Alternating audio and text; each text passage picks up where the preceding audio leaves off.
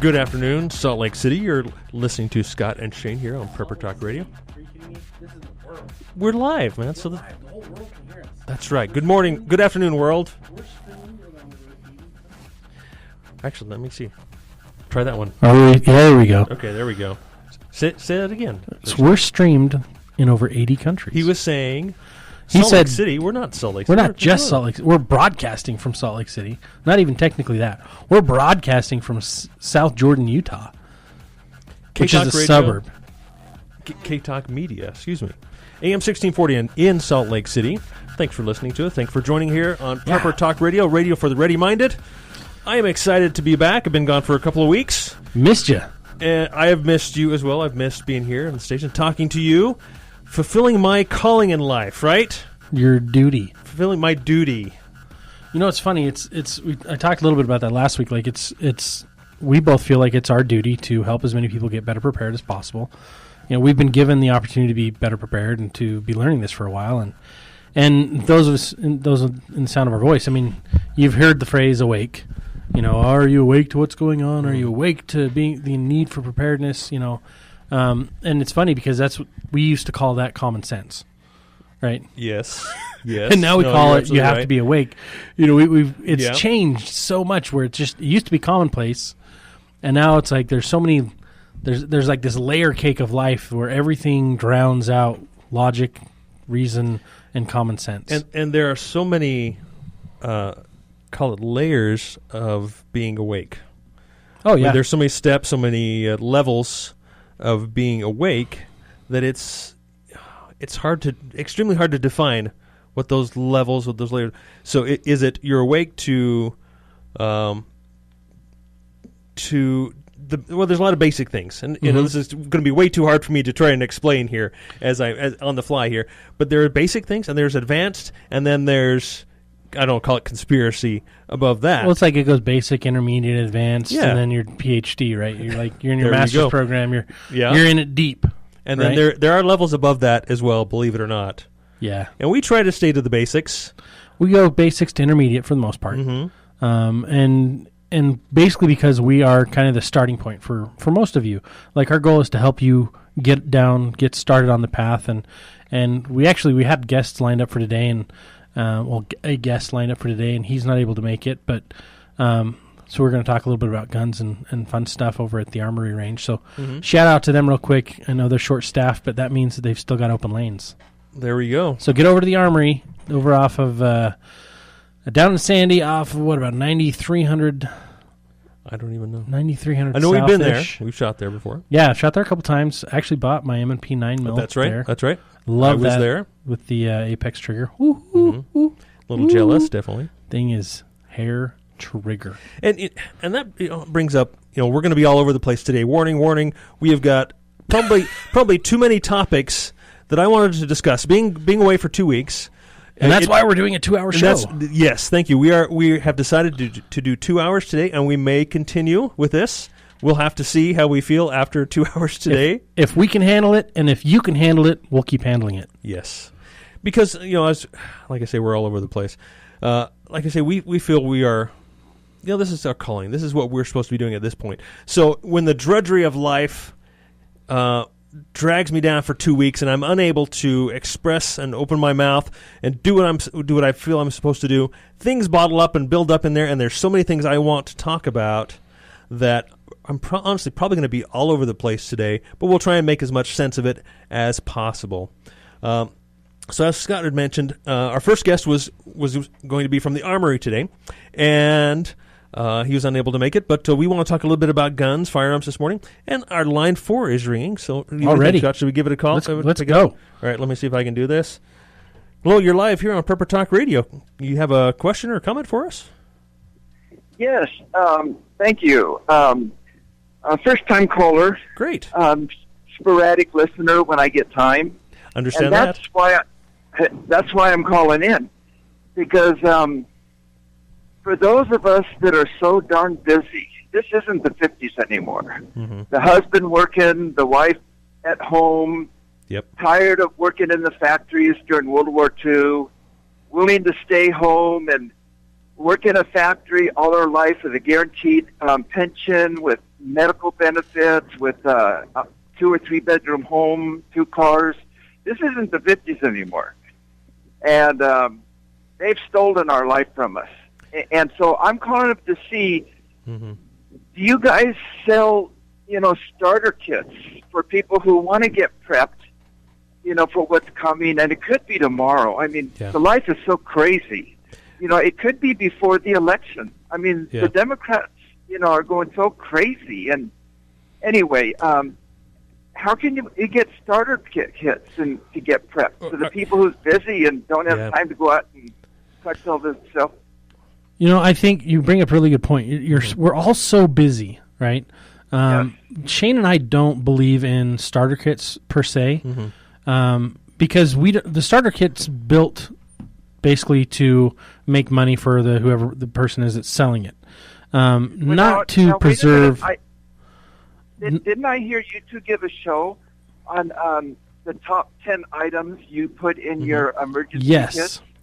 And the reason we did that show is we want people to actually build their own kits. Like, you can go, one of our favorite stores by far is Emergency Essentials. And you can go to Emergency Essentials. What? Emergency Essentials.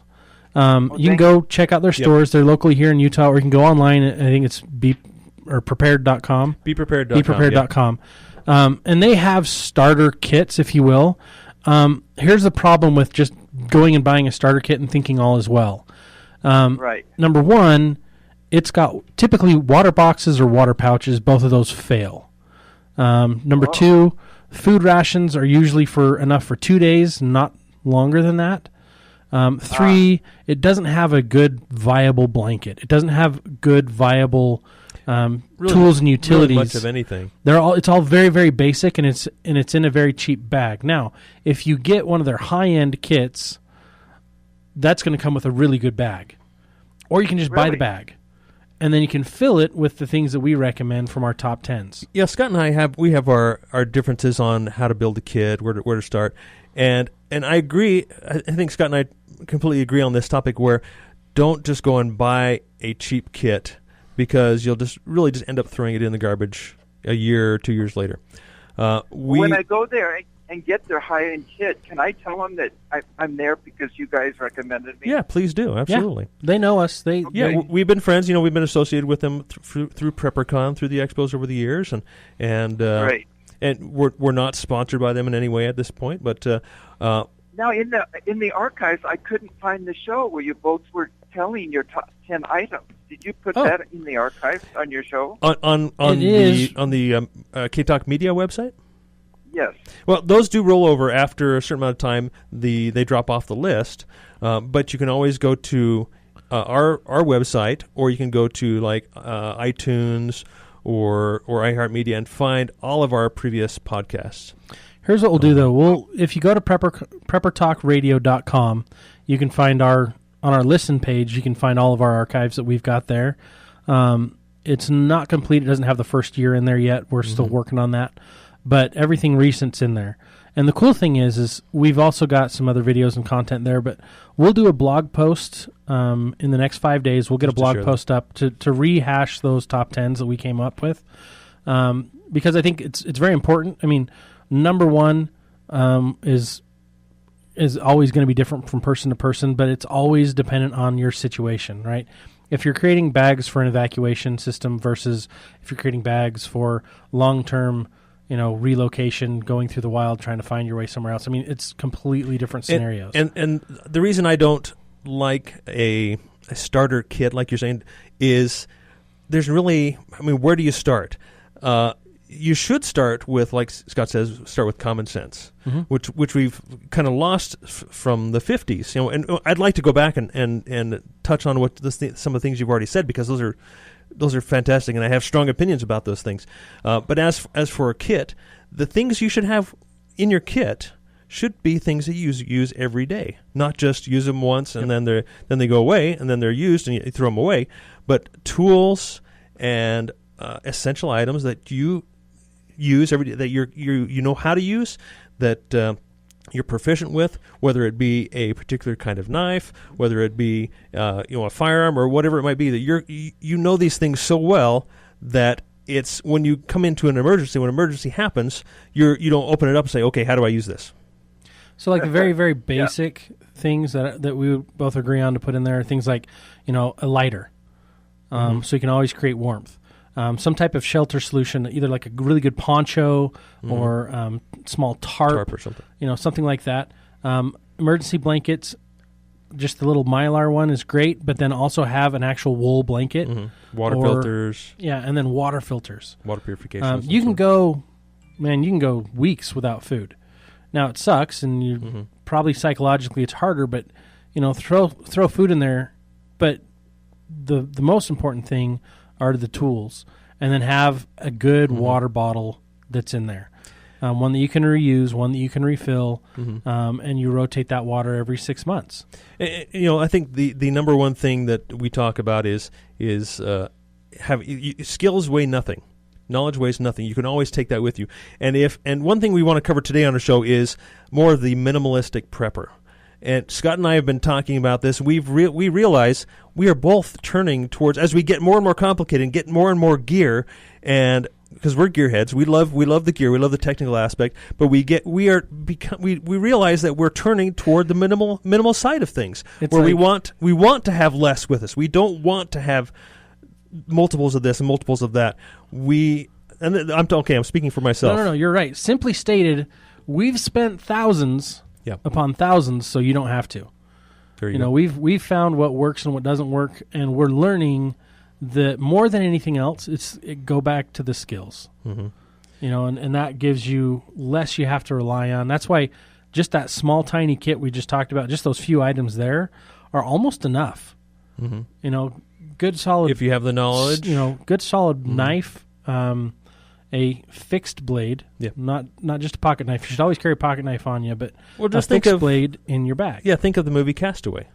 Tom Hanks. It's just a movie, right? But what's his name was? I never thought I'd enjoy a movie of one actor with a football or a basketball or a soccer ball. Yeah, volleyball.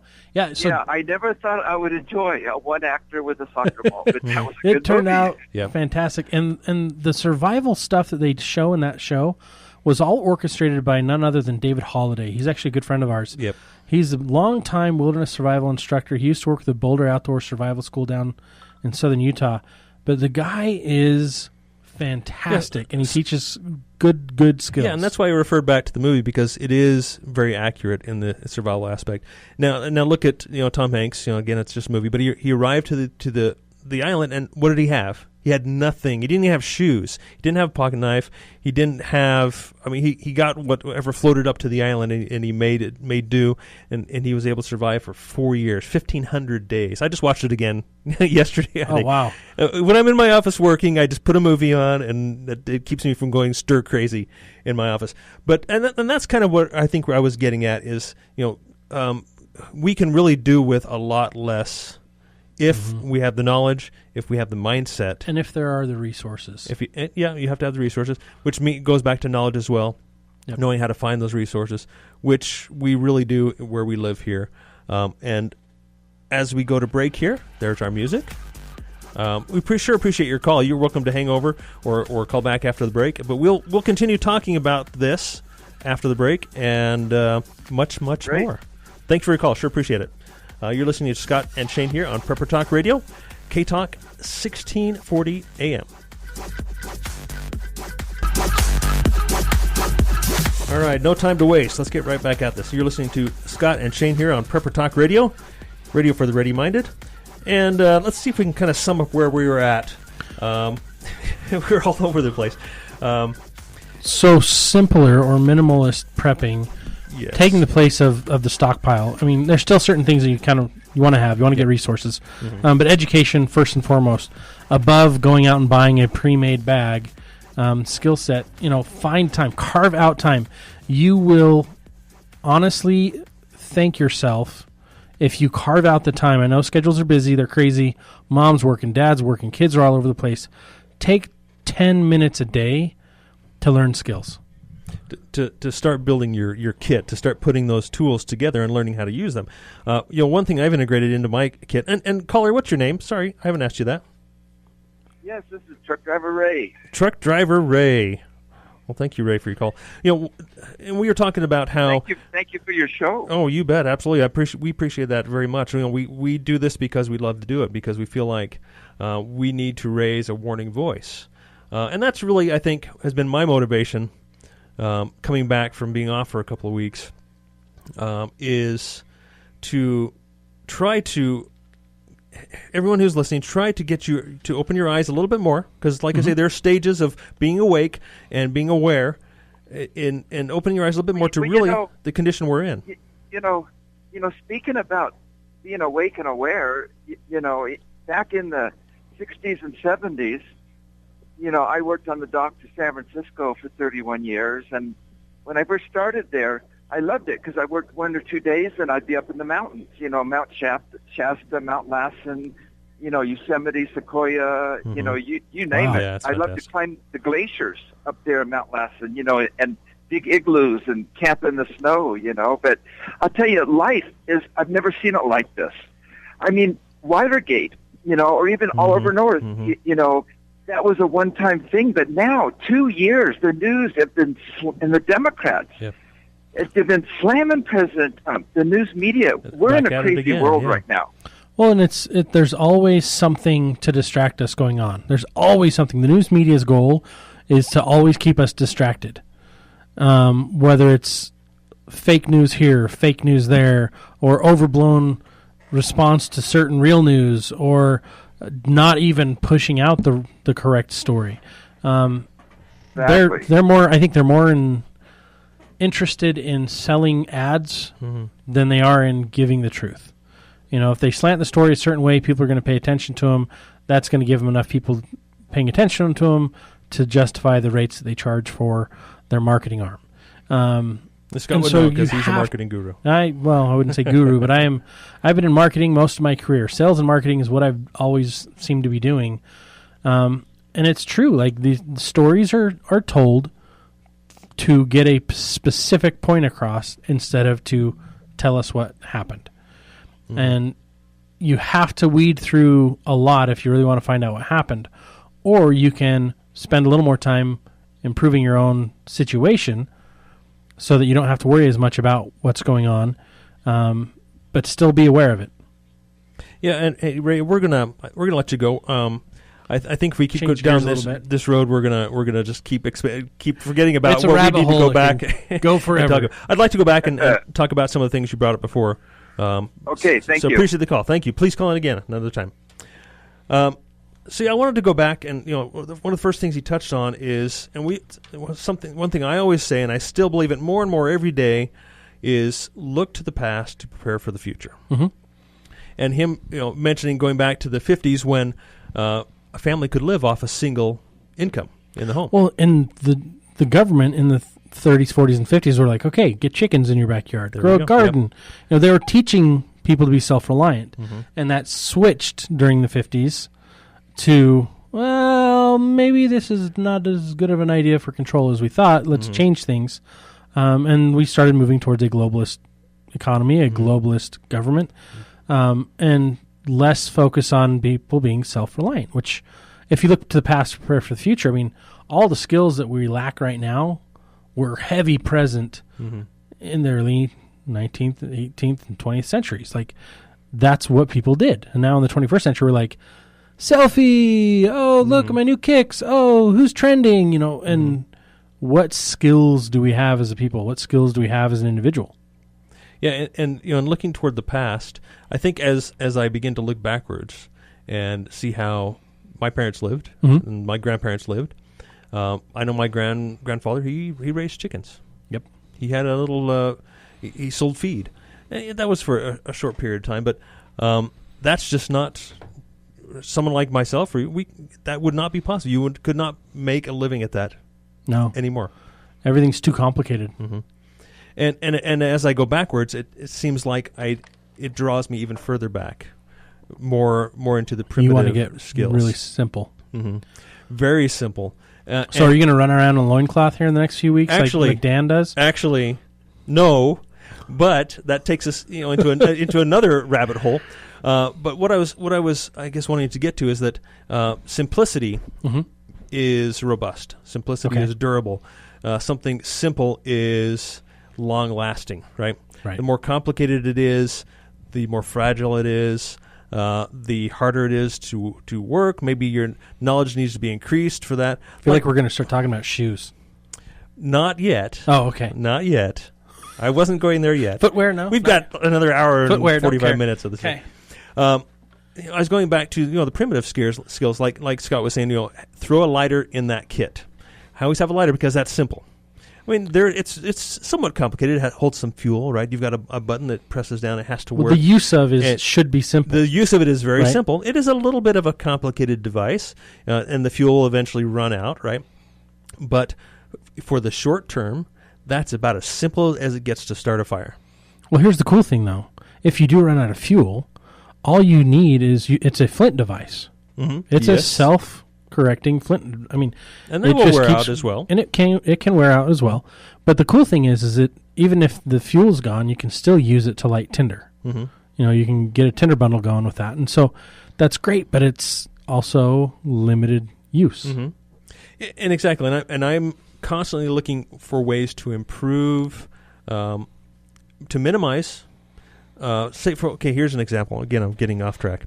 Part of this fire, this lighter, having this lighter, because it's simple, it's very easy to use, and it's effective. And it's been proven for many years. A Bic lighter, the brand Bic in particular, very reliable device. Okay. Something that's been used far more is flint and steel. Now, you get yourself a piece of flint. It's a carbon steel, and it's tempered just for this use. And that and a stone, a flint stone or obsidian or stone along that line. Do I have to use, like, Fred or... What? Do I have to use Fred or is Wilma okay? You said a flint stone. Did I say a flint stone? Oh, flint stone. You're funny. Okay, it came out so fast I wasn't sure anymore. I do get to rambling. I was looking to the past to prepare for the future, and I thought Flintstones. Flintstones, go back to the cavemen. Yeah, absolutely. Well, you're not wrong. Yabba dabba do. So flint and steel. Okay. Nothing more simple than that, really. Two sticks. You can go back to 2 sticks, but how difficult is? I mean, that's I don't know. A lot okay, of, I went to energy. Hawaii. Speaking of Hawaii, I mean, hurricane. I went to the Polynesian Cultural Center, and they showed how they start fires. Almost the fastest fire, other than like a lighter, as quick as a match. Well, because most people burn through like 4 matches before they actually get to the tinder, right? This guy had a fire going so fast. I was like, what? Well, he does it 16 times a day, 6 days a week. Yeah, of course he's going to be good at this. But it was phenomenal because it was the skill. It was a simple skill. And it was simple components. And that's the thing, like with flint and steel. It can take you a day to get really good at it. Yeah. And that's not much time. That's not much time, yeah. Like, that's it. That's all you need. And then you just practice every once in a while, and you'll keep that skill sharp. And you can always find more rocks that will work, creating spark, and the piece of steel you have will never wear out. If you don't lose it, it will always work. So that's what I'm really interested in, is moving that far back to find that process, but then using something made in the future, made in our future, in our present, future from then. So current day, that has all the technology assisting us in creating whatever that is. Like for example, a knife. Okay. Back in the cavemen, they used obsidian knives, right? They made their own knives. Yep. Yeah, they don't last very long. The edge they're fragile. They're kind of fragile. Reshaping them. And now we have these amazing steels. So why not take advantage and use technology and have these amazing steels to have a knife that will last your entire life, realistically. And we've talked about knives in the past, and I don't want to get too much into that right now. But I hope you see where I'm going with this is simpleness, looking to the past for that process, but coming back into the present for the technology to do that better, do that easier. Well, I think also if you look to the past, you're going to appreciate things a lot more. Oh, yeah. And seeing how hard it was, looking back at my family that lived in a dugout on the side of a hill, when they first ended up in Idaho generations ago, wow. I've done lean-to shelters for a night, for 3 nights, for the longest I think it was 4 nights. at a scout camp, like building our own shelters and hanging out in those. And so it's interesting because if you take it back to the very bare necessities, the very simplest of things, you have a lot more gratitude for what you have. When you're forced into it, there's a lot more panic. But when you practice your way back into it, there's a lot more gratitude.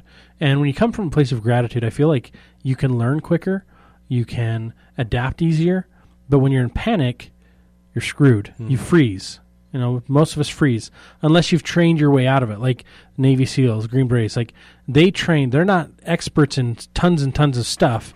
They're experts in the basics. They're so fine-tuned on the basics that no matter what's going on around them, they can muscle memory, instinctually memory, just do the basics so perfectly because they've drilled them so hard that made them elite, and they're 100 times more effective than the next guy. Well, I think as I look to the past, I have the desire to live that way, and the reason I say look to the past to prepare for the future is because things are going to change dramatically, in my opinion, in my view.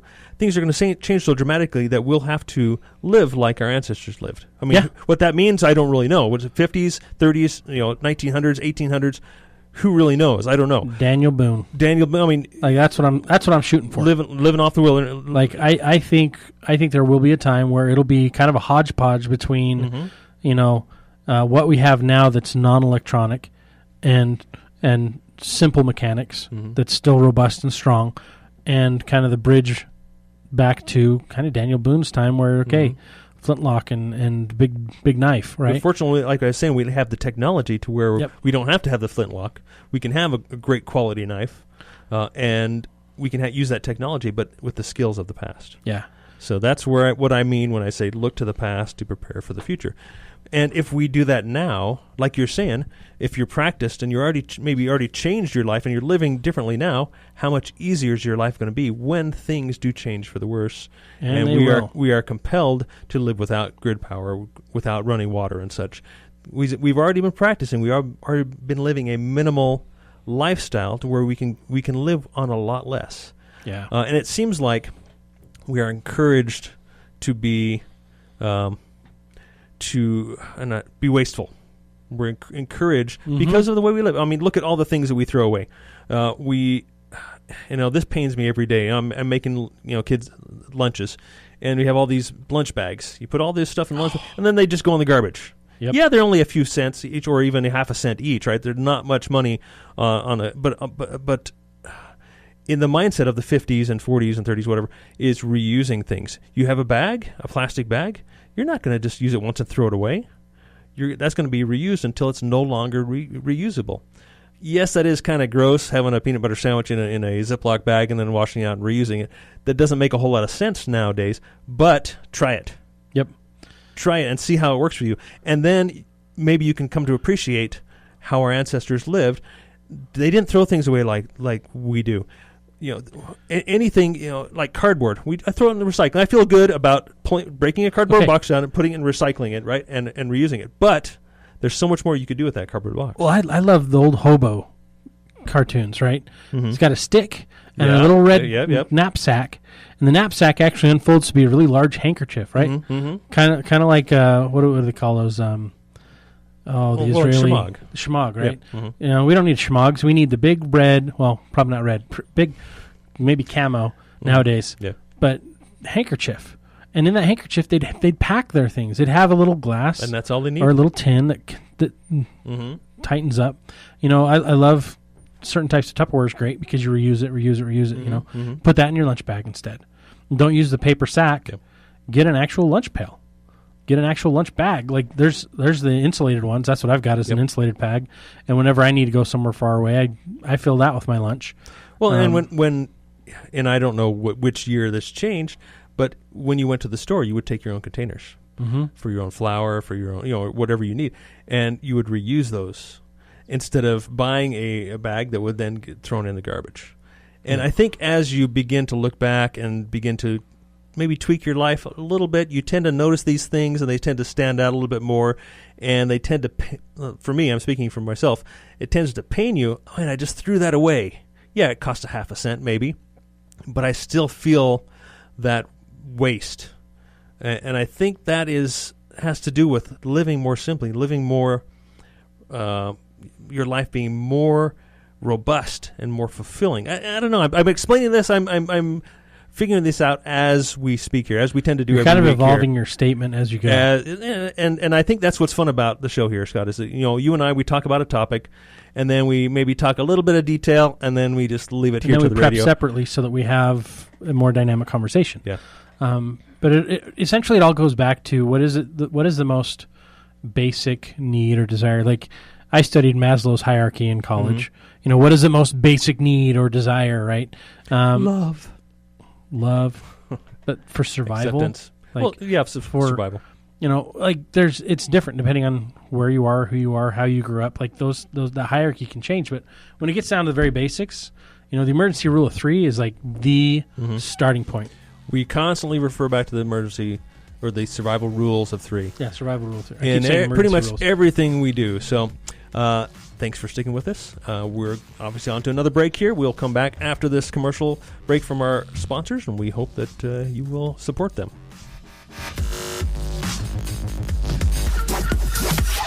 All right, welcome back to the show. You're listening to Shane and Scott here at Prepper Talk Radio, radio for the ready-minded. We appreciate you sticking with us, and we're going to be doing 2 hours today, so we'll continue on after the 3 o'clock hour for another hour. We feel like we just have too much to say, especially me after being gone. Funny how fast everything... Wow, you turned me way up. Sorry. First, let me apologize if I blew your eardrums. Second of all, Shane's fault. That's my bad. Third... my bad. It's funny how fast the show still goes. Yes. Huge shout out though. Like we couldn't do the show without our sponsors, but also like we get support from the local community big time. We really do. Yeah. Tell us about the tent you just got. That's pretty dang awesome. Yeah. I've been thinking about where the gaps in my preps are, and don't lie. You wanted a toy, and I did want a toy. There you go. I'm not going to deny That's the truth. And I didn't have. He was part of. I didn't have a whole lot. I don't have a whole lot of tents. I've got 5 kids. Yep. And I have one of those big, ugly Walmart tents. It's a 10-man huge piece of junk that I've used it a couple times and it already has holes in it, right? And so I needed something quality as a shelter. And what really I guess clinched it for me is we had a lot of rainfall the other day, and as I sat on the steps in the rain, loving all this heavy rain.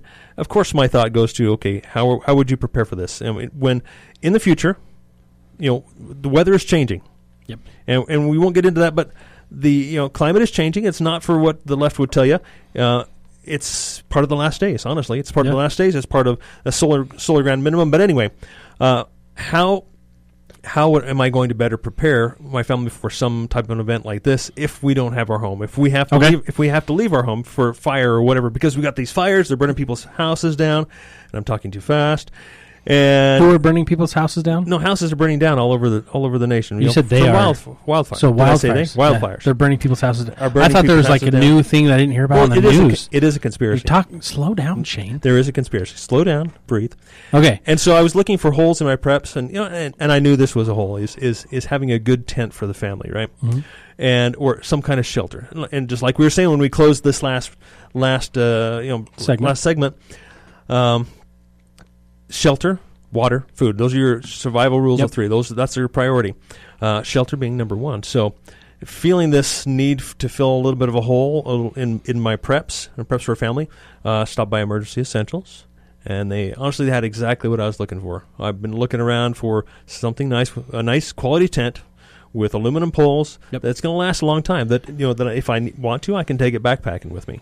Well, that's I think the thing that I love most about their store is they've got a lot of cool products for both preparedness and adventure. Mm-hmm. Like if I want to go backpacking, like when I was a scoutmaster, it's like get down to Emergency Essentials, get the backpack you need, get the stove you need, get the sleeping bag you need, get the sleeping pad. I bought my sleeping pad over there. I've got a couple bags from over there. I've got a ton of food from over there. Mm-hmm. They've got a lot of really great quality products. Mm-hmm. And then there's the things like that we don't like, which is your staple. Basic, survival kits. Right. Tear those apart, get the things you need, right? Mm-hmm. You'll find that you'll actually spend about the same amount of money getting the things you need as you would if you got one of the bags that you don't really need. and you can all find it in the same stores. So it's great. Yeah, and that is honestly where I get most of my food storage food. Mm-hmm. Yeah, the Emergency Essentials brand is awesome. They also carry Mountain House, which is awesome. Mm-hmm. And my favorite are the little tear open pouches from Mountain House when I'm camping. Yep. That's the easiest, Can't beat best 'em. meal. I mean, we did the Ready Man Challenge. Yep. That's what I had. I had Mountain House. You can't beat I had Mountain the- House. Absolutely. the Mountain Man grub breakfast. It serves 3, and I ate it by myself. It was fantastic. Burn a lot of calories on that. Oh yeah. Anyway, so BePrepared.com is the Emergency Essentials website. You can buy online. You can go into the local stores. And I love the local presence. I like to. If I don't have to buy it online, I won't. I prefer to walk in the store. And check out their stores because they also have store. free classes. And if you need a class, they can create one around your need. Bring a bunch of people. Bring some friends. Mm-hmm. They'll create classes or schedule classes for you and yours. Great local resource. They really care about helping people be better prepared. And they always have sales going on almost all the time. So go enjoy it. Yeah, fantastic. All right, so where were we going to go from here now? Well, leading off into a slight change. We were talking kind of minimal. Let's kind of change gears. We posted a thing on the web about a week ago about a study that was done at MIT. Mm-hmm. And this has been all over Facebook. If you're plugged into any of these survival sites, most likely they shared this on Facebook. It was a report. Let me read. Yeah. I've kind of chunked out a few paragraphs here. So it's the article's on an MIT prediction model. So a prediction from the program nicknamed World One. Interesting. World One. Mm-hmm. One World Order. Got it. Pay attention here. Which was developed by a team of MIT researchers and processed by Australia's largest computer. So it was originally devised by computer pioneer Jay Forrester.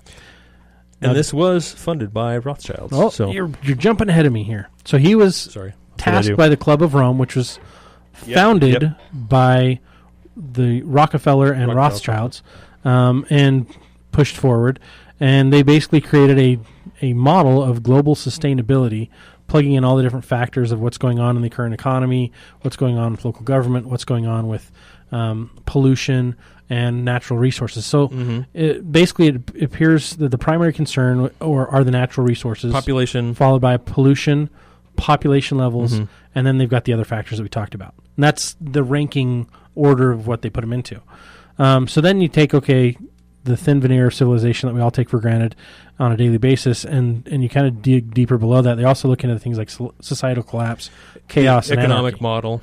And so from 1973, they built this model, and it's been running. And recently, it's saying we're heading into America's heading into a perfect storm that will bring us to our knees. But most Americans appear to have bought into the fiction that everything is going to be A-OK, and that somehow, even though it's exceedingly clear that virtually nothing about our society is sustainable, over an extended period of time, a day of reckoning is inevitably coming, and even a computer model from 1973 can see that. Well, yes and no.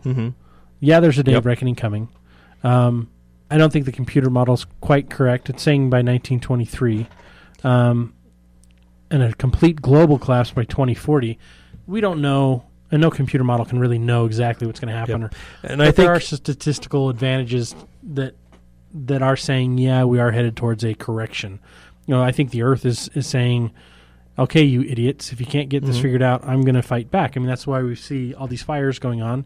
We haven't taken care of nature, so nature's taking care of itself. Yep, and that's what it does best.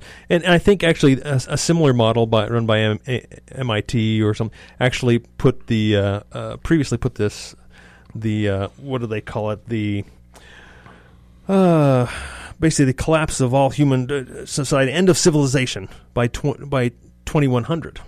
So this model bumps it much closer to our age. They're saying that really starting to collapse in 2020. Well, didn't we move the doomsday clock forward just a little bit, like last month? I haven't heard. I remember seeing an article month. about it, like saying that it's moving again.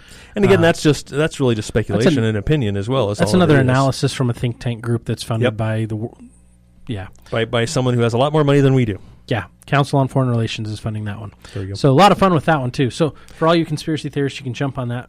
For all of you awake people, you can jump on that as well because you're not far off from the conspiracy theorists. Yeah. So if we dig into that a little bit more, why would a world group. I mean, like the CFR, like The Rome Group, or right, exactly. Why would they want to have a model? Well, why would they first of all have a model, and why would they bring that to our attention at this point? And what does that accomplish? Because obviously they're doing that to accomplish a purpose of theirs. Well, it's not to warn us and not really to prepare us. It's to accomplish one of their purposes. I mean, that's my speculation, of course. I think they leave it public so that the public can see what's going on and stare at it and then ignore it, disbelief, and go, "That's not real." Yeah, I think that's the truth right there, is that that most people live in denial. Well, if you take a look into history and you look at World War I, you know, and you look at what really the propaganda that got us into World War I was astronomically out of control. Like it wasn't. There was no other reason to get into World War I. You know, if you talk to some of the reports, say that Britain was like, we're on the edge of getting this resolved, and America's like, we're getting in on this, and you can call in and complain and say that's right or that's wrong. I don't care. Like the thing is that there's like, these are different opinions, and I'm just kind of bringing them to light so you can look at them. But there was so much propaganda. I mean, even World War II, there was so much propaganda, like things that they would say that now everyone would be like, cower and go, are you kidding me? They just said that on the radio? Are you kidding me? They just said that on, you know, they put that in print. But like, I went to the World War II Museum a couple summers ago in New Orleans, and the propaganda papers on the Time magazine, in the New York, you know, newspapers, like the Washington Times. I mean, it was those Japs and like the monkeys and like all these like horrible things, and like depicting them as like just crazy psychos, and that America is saving the world. And it's just like, then you look at what the Japanese were doing, and they had it flipped the opposite way. And they're like, America's ruining the world, and we're trying to save it. And it's all about opinion and speculation, and basically turning the story to meet your goals, right? Your agenda. The present controls the past. And so it's interesting because there are so many different groups that are vying. I mean, I don't think there's just one world power trying to do everything, right? I think there's a lot of different groups that are trying to do their thing and see who can get to it first.